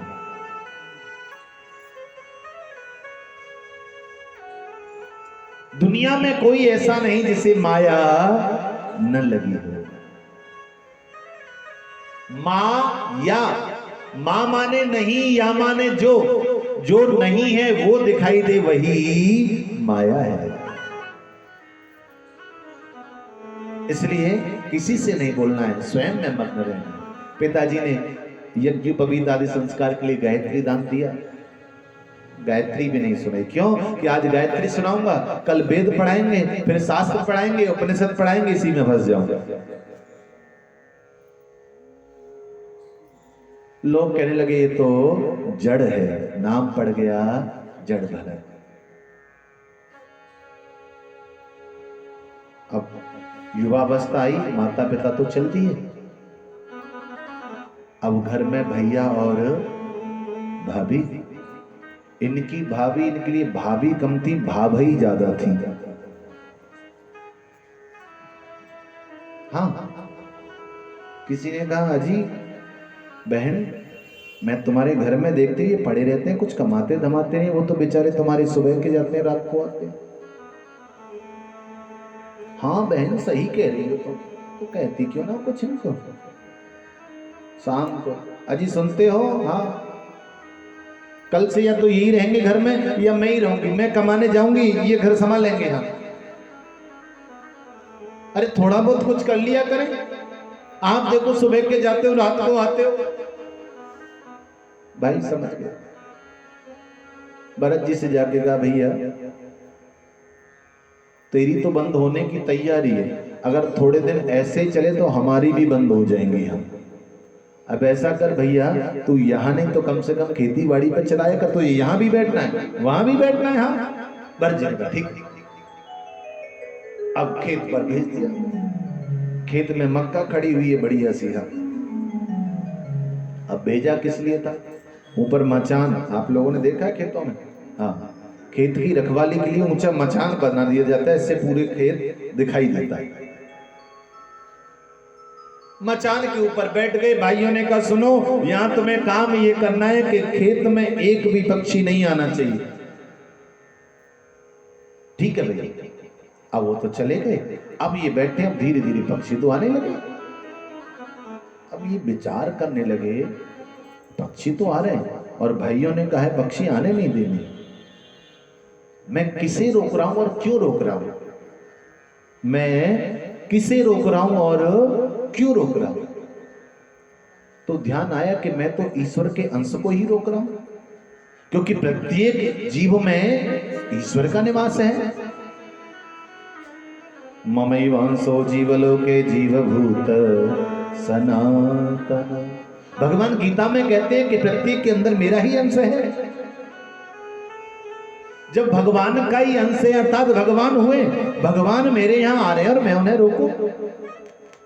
और दूसरा, ये पृथ्वी किसकी है? किसकी है? भगवान की है ना, हमारा तो कुछ नहीं है। वो तो भगवान की कृपा है जो 3 गज भूमि हमें मिल जाती है। हाँ, हमारा कुछ नहीं। तो भरत जी ने कहा ये पृथ्वी भगवान की, क्योंकि भूदेवी अर्थात पृथ्वी के पति कौन है? नारायण। ये पृथ्वी भगवान की, खाने वाले भगवान स्वरूप, और मैं बीच में जबरदस्ती खामखा। भरत जी ने कहा भैया मैं नहीं रुकूंगा, और बुलाने लगे, आओ भैया चकाचक भंडारा खुला हुआ है। हाँ, आज भगवान का भंडारा भगवान के ही लिए खुला है। हाँ, राम की चिड़ैया राम जी को खे, खाओरी चिड़ैया हरे भरे पे। राम जी की चिड़ैया राम जी को खे, खाओरी चिड़ैया हरे भरे पे। राम जी की चिड़िया राम जी को खे, खाओरी चिड़ैया हरे भरे पे। राम जी चिड़ैया राम जी को खेल खाओ चिड़ैया भर भर पेट खाओरी चिड़ैया भर भर पेट खाओरी चिड़ैया भर भर पेट और चिड़ैया भर भर पेट और चिड़ैया भर भर पेट राम जी की चिड़िया राम जी को खेल राम जी की चिड़िया राम जी को के और चिड़ैया भर भर पेट खाओरी चिड़ैया भर भर पेट और चिड़ैया भर भर पेट। अब ये तो आनंद ले रहे थे, मस्ती में झूम रहे थे, ताली बजा रहे थे। किसी ने घर जाकर के कह दिया सुनो वो वहां जाकर के भी गड़बड़ कर रहा है, हाँ जल्दी से जाके संभालो, नहीं कुछ भी नहीं हाथ लगने वाला है। भाई आए दौड़े दौड़े, दोनों हाथ जोड़े जरबड़ जी का, भैया तेरा मन करे जहां जा, तू न खेत में रह न घर में रह, जा तुझे अच्छा लगे वहां जा। ध्रुव जी ने कहा यही तो मैं चाहता हूं, बंधन से मुक्त होना। बंधन में बंधना अच्छी बात नहीं है। जंगल में चले गए, वहां भीलों ने पकड़ लिया, वहां भीलों ने पकड़ लिया कि महाराज इसको बलि के लिए लेकर के चलिए। अब जैसे ही बलि के लिए लाए उसी समय मां करुणा आ गई, दया आ गई भगवती को, और उसी समय भगवती साक्षात प्रकट हो गई। बोली दुर्गा मैया की जय। भगवती ने रक्षा की। आगे पुनः जंगल में निकल गई। आगे राजा रहुगण जा रहे हैं। संयोग से उनको जो कहार थे ना, उनमें से एक गड़बड़ हो गई, तो उन्हें पकड़ करके लगा दिया। हाँ पूछा भैया क्या करना है? बोलो कुछ नहीं करना, जैसे हम चल रहे हैं वैसे ही चलना।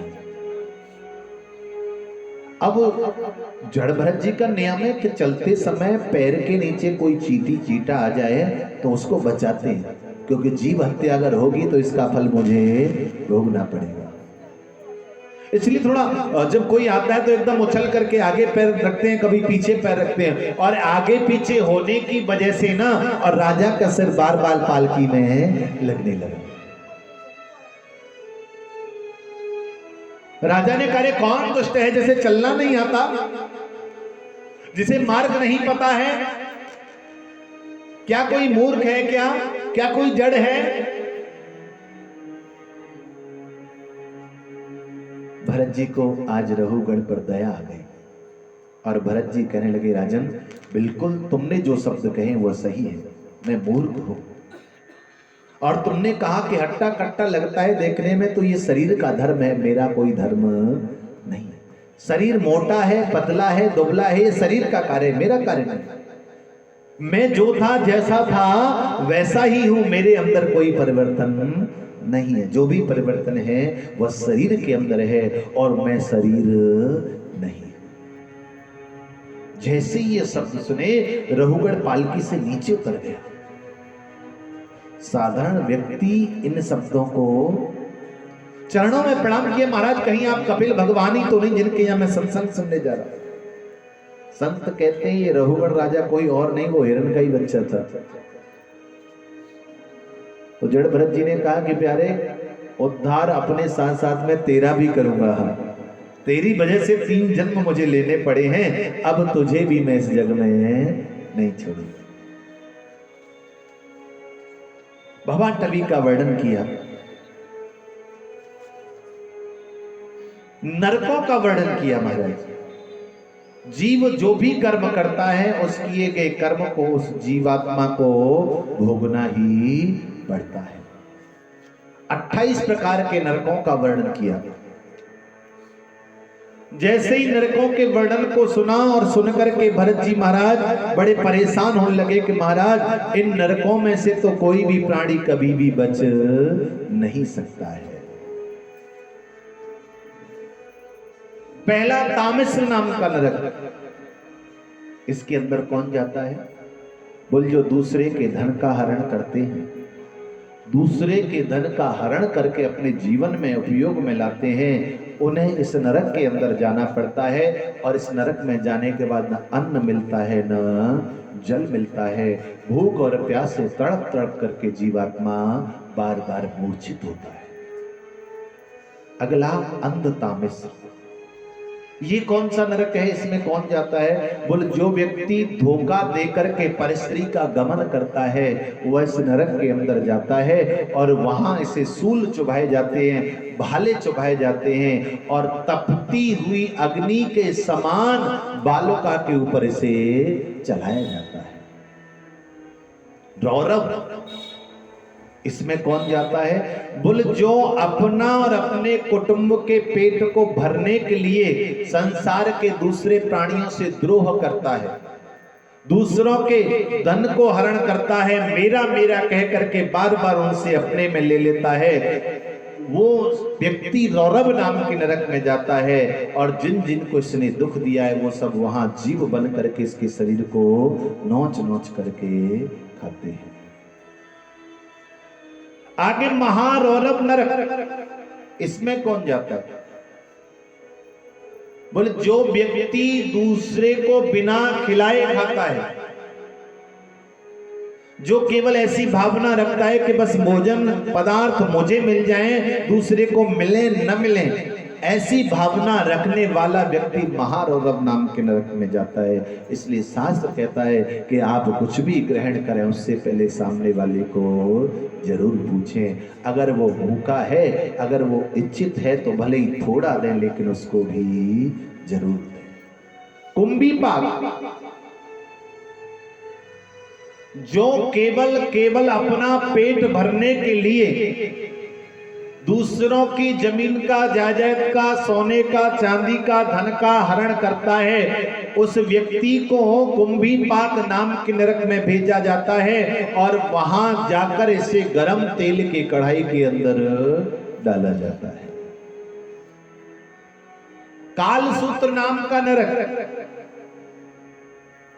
जो माता पिता का तिरस्कार करता है, जो माता पिता गुरु की अवहेलना करता है, उन्हें दुख पहुंचाता है, उन्हें दर्द देता है, ऐसे व्यक्ति को कालसूत्र नाम के उस नरक में डाला जाता है जिसका घेरा 10,000 योजन लंबा है और उसके अंदर धरती पर समतल नहीं है, तांबे की और लोहे की मोटी मोटी कीलें उसके फर्श पर लगी हुई हैं। जब यह पैर रखता है, पैर रखा नहीं जाता है तो चारों तरफ भागता है और जहां भी जाता है इसके पैरों में वो कीलें चुभती हैं। असिपत्र नाम का नरक। जो बिना विपत्ति के, बिना प्राण संकट आए अपने धर्म को छोड़ देता है, दूसरे के धर्म को अपना लेता है, दूसरी की वृत्तियों को अपना लेता है, ऐसे व्यक्ति को और असिपत्र वन नाम के नरक में भेजा जाता है, जहां जाने पर इसको धारदार हथियारों के माध्यम से इसके शरीर को छिन्न भिन्न किया जाता है। इस प्रकार के 28 नरकों का वर्णन जब सुना तो सुनकर के जड़ भरत जी के सामने रघुगण कांपने लगा। महाराज, ये तो बड़ा मुश्किल काम है। और यह सुनकर के परीक्षित भी डरने लगा। महाराज, दुनिया में कोई ऐसा व्यक्ति नहीं होगा जो इन नरकों से बच सके ना, क्योंकि कोई न कोई किसी न किसी प्रकार का पाप करता है। कैसे बचा जाए?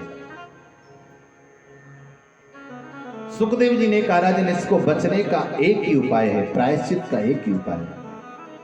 कर्मणा कर्म निर्हारो न यांस्यन्ति कयस्यते अविदग्धाधिकारत्वात्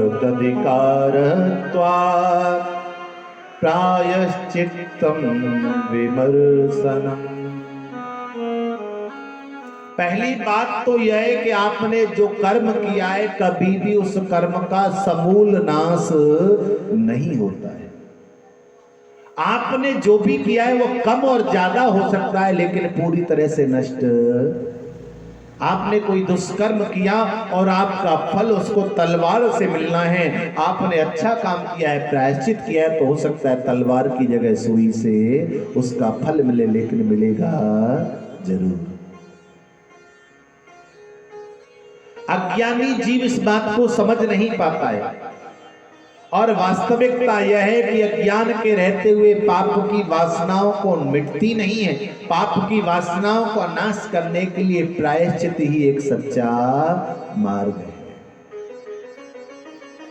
केचित् केवलया भक्त्या वासुदेव परायणा अगम दुन्वन्ति कार्त्येन निहारमेव भास्कर। भगवान की शरण में रहने वाले भक्त कुछ निराले ही होते हैं, कुछ चंद लोग ही होते हैं। हर कोई भगवान की शरण में नहीं पहुंच पाता और जो भगवान की शरण में पहुंच जाता है केवल उसी के पापों का नाश होता है। क्योंकि मैंने पहले भी दिन बताया था कि भगवत शरणागति के बाद पापों का नाश उसी प्रकार हो जाता है जैसे कि रात्रि के अंधियारे को मिटाने के लिए सूर्य का उदय होता है। इसलिए मन, वचन और कर्म से हमें प्रभु के समर्पित होना चाहिए। जब तक समर्पण का भाव मन में नहीं होगा, और केवल कहने भर से नहीं कुछ होता साहब, कहने को तो हम आरती रोज गाते हैं, तन मन धन सब अर्पण क्या लागे तेरा स्वामी, क्या लागे मेरा। सब कुछ अर्पण करते हैं ना, तन भी तेरा, मन भी तेरा है, लेकिन वास्तव में ऐसा होता है क्या? मात पिता तुम मेरे, शरण कहूँ मैं किसकी, स्वामी शरण कहूँ मैं किसकी। कहते हैं आप ही माता हो, आप ही पिता हो, तो मैं छोड़ के किसी की शरण में नहीं जा सकता। रोज गाते हैं हम लोग। और क्या कहते हैं? तुम बिन और न दूजा, प्रभु बिन और न दूजा, आस करूं मैं जिसकी, जय जगदीश हरे। लेकिन सच्ची सच्ची बताना, जितने भाव से हम गाते हैं क्या उतने भाव से हम भगवान के हैं? अच्छा उतना छोड़िए, क्या उसका 10% भी है? नहीं है सर। क्यों नहीं है? क्योंकि हम संसार में उलझे हुए हैं, इसलिए नहीं। बाकी ऐसा थोड़ी कि हम हो नहीं सकते उनके दरवाजे तो हमेशा खुले हुए हैं। वो तो हमेशा हाथ पसारे खड़े हुए हैं कि आओ तो सही और आकर के मेरी शरण में लो, मैं तुम्हारे लिए सब कुछ करने को तैयार हूं। लेकिन बात यह है कि हम शरण में वचन से पहुंच जाएंगे लेकिन मन से, और गलती से महाराज बढ़िया वाले जूते पहन के आई हूं और गलती से उनकी कीमत भी 4-6-10 हजार में हो और मंदिर जाना पड़ जाए, आहा, तो महाराज मंदिर में सबसे पहले हम ये देखते हैं कि अभी रखे कहां जाए, पहन तो आए। हाँ, पहले तो पहन के नहीं है, लेकिन अब आ गया, अब दर्शन तो करने। अब दर्शन कैसे करने? क्योंकि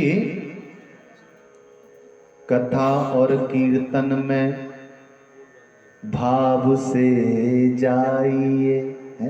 कथा हुआ, कीर्तन हुआ, मंदिर हुआ, देवालय हुआ, यहीं पर ये अदला बदली ज्यादा बढ़िया हो पाती है। हाँ, बाकी तो कहाँ अवसर मिलता है। हाँ, प्रेम से सत्संग और कीर्तन में जाइए, खूबसूरत सी चप्पलें छाट के ले। अब यहाँ तो खैर आप सब बढ़िया लोग हैं, अच्छे लोग हैं, ईमानदार हैं, लेकिन महाराज जब कथा होती है ना, कथा पांडाल के बाहर ढेर लग जाता है 7 दिन में टूटी फटी चप्पलों का। कहां से आती है वो है? तो कोई आता है ये तो बेकार हो गया, अब वो वाली बढ़िया चल, जो अपने पाँव में वो अपनी है। हाँ, तो महाराज जब उन जूतों को पहन करके और भक्त मंदिर में गया तो अब ये सोच रहा है कि क्या किया जाए। तो महाराज ऐसी जगह रखे जूते कि जहां से भगवान भी दिखते रहे और जूते भी दिखते रहे, दोनों चीज दिखनी चाहिए। अब भगवान के सामने हाथ जोड़ लिए साहब, सामने भगवान है, लेकिन ध्यान आए एक बार नजर तो मालूम है यार, निकल गए यार, देखो अभी तो है, हाथ जोड़ो। त्वमेव माता, सामने त्वमेव माता, फिर ध्यान आया च पिता त्वमेव, फिर अरे नहीं भगवान का ध्यान करना, त्वमेव बंधु, फिर ध्यान आया एक बार देख लो च सखा त्वमेव। हाँ, अब माता ठाकुर जी और पिताजी कोने में रखे। तो ये हम लोगों के अंदर इस प्रकार का अभाव आता है। मन से तो भगवान का ही भजन कर रहे हैं, तुमेव माता च पिता तुमेव बंधु चस्का तुमेव विद्या द्रविड़म तुमेव सर्वम है, तुमेव सर्वम। अब जो भी हो तुम ही हो, तुमेव सर्वम मम देव देव, हे देव आप ही मेरे सब कुछ हैं। लेकिन जितना भाव से हम कहते हैं उतने भाव से हो नहीं पाते।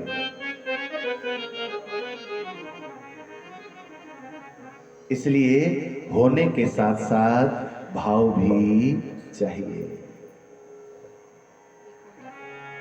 सुखदेव जी महाराज कहते हैं राजन घबराओ मत इन नरकों को सुन करके। नरक जितने आपको अभी बताए हैं, आप इनसे परेशान हो, उनका मैं उपाय भी बताता हूं जिससे नरकों में नहीं जाना पड़ेगा। हाँ, इसके लिए एक दृष्टांत बताता हूं। सुखदेव जी ने कहा, सुनाओ महाराज कि कान्य कुब्जे द्विज कश्चित दासी पतिरजा मिल नामना नष्ट सदाचारो दास्या संसर्ग दूषिता। कान्यकुब्ज नाम के देश में एक अजामिल नाम का ब्राह्मण रहता था। विद्या बुद्धि में निपुण था, लेकिन एक दिन उसने वैश्या को संग करते हुए देख लिया और आंखों से देखा था, इसलिए आंखों से पाप प्रवेश कर गया। ध्यान देना, पाप जब भी प्रवेश करेगा आपकी आंखों से करेगा। या तो आप किसी को करते हुए देखेंगे या किसी के बारे में सुनेंगे। अगर आपने देखा नहीं और सुना नहीं है तो आप पाप नहीं कर सकते, ये मैं गारंटी से कह सकता हूं। क्योंकि जब देखते हैं तो बार बार वो दृश्य आंखों के सामने घूमता है, और जब सुनते हैं तो मन बार बार उसका मनन करता है। और जब बार बार किसी चीज का मनन करोगे, याद करोगे, तो एक दिन वो आपके जीवन में आएगी। वैश्या को घर में ले आए, भजन पाठ सब छोड़ दिए।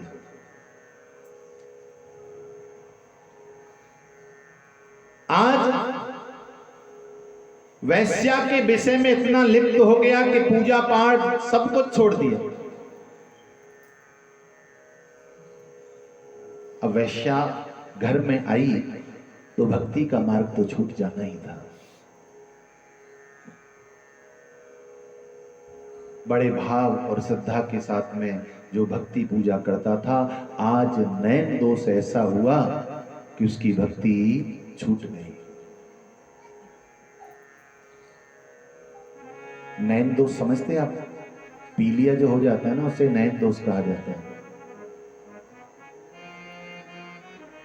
और प्यारे, जिसे पीलिया हो जाता है ना, उसे दुनिया में हर कोई वैसा ही दिखाई देता है।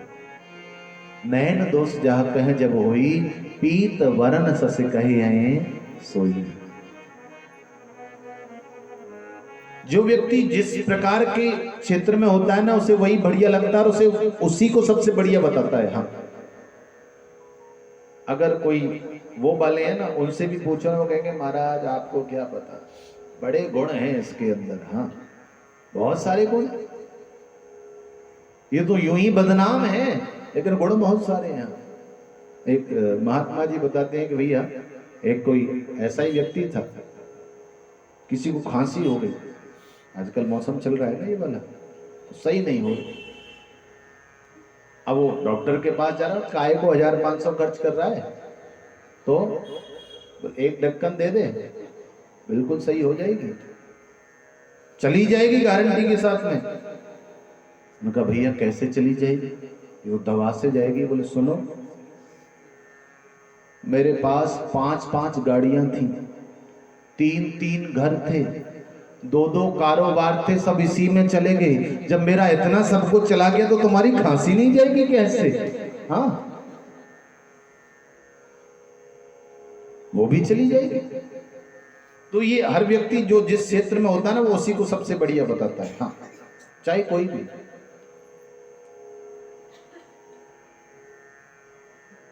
संतों ने आज इसके बारे में कहा कि अजामिल पापी हो गया।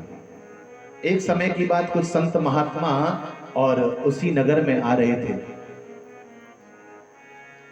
संतों ने, रात्रि का समय हो गया, संत विश्राम करने लगे तो पूछने लगे, भैया अरे यहाँ कोई संत महात्मा ब्राह्मण का घर हो तो बता दो, हम भी थोड़ी देर विश्राम कर लेंगे, सुबह फिर निकल जाएंगे। अब कुछ मजाकिए टाइप लोग होते हैं ना, उन्होंने कहा हाँ वो अजामिल बड़ा भक्त बनता था, हाँ उसी के यहाँ भेज, अजामिल के घर भेज दिया। अब अजामिल तो था नहीं, वैश्या थी घर में। उसने देखा महात्मा लोग पधारे हैं, महाराज क्या हुआ? बोल देवी आज हम आपके ही यहाँ रुकेंगे। वैश्या समझ गई कि ये संत आए नहीं है, इन्हें भेजा गया है, क्योंकि संत कभी एक वैश्या के घर नहीं जा सकते, इन्हें भेजा गया है। वैश्या ने कहा महाराज मैं तो वैश्या हूं। महात्मा ने कहा अब जो भी हो तुम, हम तुम्हारे घर आ गए हैं तो अब तो तुम्हारा कल्याण करके ही जाएंगे। वैश्या ने कहा महाराज सूखा सामान दे सकती हूं मैं। कहा ठीक है देवी आप सूखा ही सामान दीजिए, हम सूखे सामान से ही और सामग्री बना लेंगे। संतों ने सामग्री बनाई, भोजन प्रसादी रात्रि को, और संत होते ही भगवान का भजन करने वाले, भोजन के बाद में भजन। या निशा सर्वभूतानां तस्यां जागर्ति संयमे, यस्यां जागर्ति भूतानि सा निशा पश्यतो मुनि। कहा गया कि भैया जब रात्रि का समय होता है ना, तो महात्मा लोग रात्रि के समय में भजन करते हैं जब दुनिया सोती है। महात्मा रात्रि भर भजन किया, प्रातः काल 4 बजे ये तो ये कहीं से आ रहा था डाका वाका डाल के, इसने देखा ये कौन आ गए सुबह सुबह। वैसे से पूछा देवी ये कौन है? बोले कोई बात नहीं महात्माएं आज रहने दो, मैंने ही बुलाया है। हाँ। कोई बात नहीं, तुमने कहा तो ठीक है। प्रातः काल हुआ, महात्मा बोले भैया अब हम चलें, अब तुमने भोजन कराया तो भोजन के बाद दक्षिणा तो बनती है ना, दांत की साई तो होनी चाहिए। अजामिल बोला महाराज जो टाट कमंडल लिए घूम रहे हो ना, इसे मैंने छुड़ाया नहीं है, मेरी दक्षिणा है। हाँ महाराज देखा नहीं, रात भर मैं घर से बाहर था, रात में कौन सा व्यापार होता है जानते हो ना। महात्मा बोले नहीं भैया मैं धन नहीं चाहिए। तो बोले भैया हमें तो केवल ऐसा चाहिए कि कुछ हम दे जाएं जिससे तुम्हारा कल्याण हो जाए। तुम्हारी संतान है? बोले बिल्कुल है। क्या नाम है? बोले टिंकू पिंटू चिंटू सिंटू मिंटू। महात्मा बोले धन तेरी का, ये भी कोई नाम होते हैं क्या? है नाम बढ़िया होना चाहिए, लेकिन आजकल दुनिया शॉर्टकट के चक्कर में इन तक पहुंच गई है। एक सज्जन का नाम था जगन्नाथ। क्या था? जगन्नाथ। लेकिन लोगों को मैंने उससे जग्गी जग्गी कहते सुना। मैंने पूछा, उम्र काफी बड़ी थी, 55-60 साल की उम्र होगी। तो मैंने पूछा भैया तुम्हारे पिताजी जग्गी नाम तो नहीं रख सकते? क्योंकि वो उस समय उतने फॉरवर्ड नहीं थे, आज भले ही रख दें। तो बोला नहीं नहीं महाराज, मेरा नाम जग्गी नहीं, मेरा नाम तो जगन्नाथ है, लोग प्यार से मुझे जग्गी कहते हैं। मैं धत तेरी का, ऐसे प्यार में आग लगे। हाँ, जो भगवान के नाम को ही, हाँ अलग, पहले नाम ऐसे होते थे, सीताराम, राधेश्याम है। और नाम सार्थक होना चाहिए। शास्त्र कहता है यथा नाम तथो गुण, जैसा नाम होगा वैसा गुण आएगा। आजकल मैंने बहुत सारे बच्चों को देखा है, माधव नाम होता है ना, माधव, तो बहुत सारे माता पिता की शिकायत सुनी है मैंने कि जो माधव नाम के बच्चे होते हैं ना, वो थोड़ा कन्हैया के जैसे ही नटखट होते हैं। हाँ, अब नाम है तो उसका फर्क तो आएगा। हालांकि वो अलग बात है कि पहले समय, अब यहाँ कोई हो तो देखो बुरा मत मान जाना। हाँ, पहले नाम होता था इमरती देवी, है बर्फी देवी, कितनी मिठास है इमरती देवी, कितना रस भरा हुआ है इमरती में है। और जब भी बोलती थी ना, हाँ जहरी उगलती थी कतई। हाँ, नाम है शांति देवी, लेकिन पता चला पूरा मोहल्ला तो उन्हीं से परेशान है। हाँ, नाम शांति देवी है, लेकिन क्रांति जब होती है तो उन्हीं से शुरू होती है साहब। एक मैया से किसी ने पूछ लिया, मैया ये बता सुबह से शाम तक तू लगी रहती, कभी इससे कभी उससे, क्या बात है? बोले क्या बताओ, मेरी रोटी नहीं बचती है जब तक ये ना कर लेती तब तक। हाँ, कुछ तो साधन चाहिए। तो पहले ऐसे नाम होते थे, भगवान के नाम से नाम होना चाहिए, बात सत्य है। क्योंकि जाने अनजाने में आप भगवान का नाम ले लेंगे। और जिस तरह से प्यारे अग्नि प्रज्वलित है, आप जानकर के उसमें हाथ डालो अथवा अनजाने में डालो, अग्नि अपना काम करेगी, अर्थात दोनों स्थितियों में आपके हाथ को जलाएगी जलाएगी। उसी तरह से नाम भगवान का भाव से लो या कुभाव से लो या प्रभाव से लो, वो आपका कल्याण करेगा ही करेगा। नाम को भावन कयाल सबू, नाम को भावन कयाल सबू, भाव को भावन कयाल सबू, ओ भाव को भावन कयाल सबू। नाम जपत मंगल दिसि दसहु, ओ नाम जपत मंगल दिसि दसहु, नाम जपत मंगल दिसि दसहु, नाम जपत मंगल दिसि दसहु। तो प्यारे, इसलिए भगवान के नाम से नाम होगा तो किसी न किसी बहाने, बच्चे के बहाने ही सही, लेकिन भगवान का नाम तो लिया जाएगा। लेकिन बीच में जो हुआ सो हुआ, ये अंग्रेजी की वजह से ऐसे नाम हो गए थे हमारे, हैं? लेकिन अब जो नाम है ना वो बढ़िया वाले रखे जाते हैं। आजकल तो बच्चे इतने फॉरवर्ड है महाराज, पहले गूगल बाबा को देख लेते हैं क्या नाम है और उसका क्या मीनिंग है, तभी रखते हैं। अच्छी बात है, नाम सार्थक होना चाहिए। अगर आपके नाम में वजन है ना तो आपके जीवन में भी वजन आएगा, ये वास्तविकता है। नाम गंभीर है ना तो आपके कार्य भी गंभीर होंगे, इसलिए नाम मजबूत होना चाहिए। एक नाम का दृष्टांत याद आ रहा है, सुना तो? हाँ, जैसे आपका सिकंदराबाद है ना, ऐसे किसी कस्बे में किसी का नया नया ब्याह हो के आया और पति का नाम था ठन ठन पाल। क्या था? अब जो मैया आवे, मुंह दिखाई होती है ना बहू जब आती है, अब जो मैया आवे कहे लाला जो भयो सो भयो, लेकिन ठन पाल की बहू बड़ी बढ़िया है। हाँ, अब वो ये ठन पाल सुन सुन के वो बड़ी परेशान हो गई। सो बोली देखो ऐसा है, सुनो जी, मुझे आपका नाम कतई अच्छा नहीं लगा। बोले देखो आपको नाम अच्छा नहीं लगा तो क्या करें बताओ? बोले ऐसा करो, किसी से पूछो क्या किया जाए। तो किसी से पूछा भैया हमें नाम बदलना है तो क्या किया जाए। और गांव में हर तरह के लोगों तो एक बोला सुनो दावत कर दो और दावत में अपने नाम का अनाउंस कर दो कि भैया अब हमारा ये नाम रहेगा। हाँ, मैंने कहा ठीक है। अब बड़े जोर की दावत भाई, अब दावत खाए खाए के लोग सब अपने आप ही कह रहे भैया ठन ठन पाल ने बड़ी जोर की दावत करी है, आनंद आएगी और बड़ी जोर की दावत रही ठन ठन पाल। अब बहू बोली तो पैसे चले गए और नामों न बदलो। हाँ अब कहा करो जाए। सो बोली सुनो तुम यहीं रहो, मैं ढूंढ के लाऊं कोई बढ़िया सुना, फिर मैं ही धरूंगी। हाँ अब बाहर को गई तो देखा गोबर के उपले बता रही थी। जो गोबर के उपले बना रही थी उनसे पूछा आपका क्या नाम है? बोले मेरा नाम, बोला मेरा नाम लक्ष्मी है। बोले वाह, नाम लक्ष्मी और काम देखो, ये नाम अच्छा नहीं। आगे गए तो एक अर्थी जा रही थी, रुकवाया, अरे भैया जो मर गया उसका क्या नाम था? उसका नाम अमरलाल था। बोले वाह भैया, अमरलाल थे और ये पधरा गए हैं, काय के अमरलाल थे।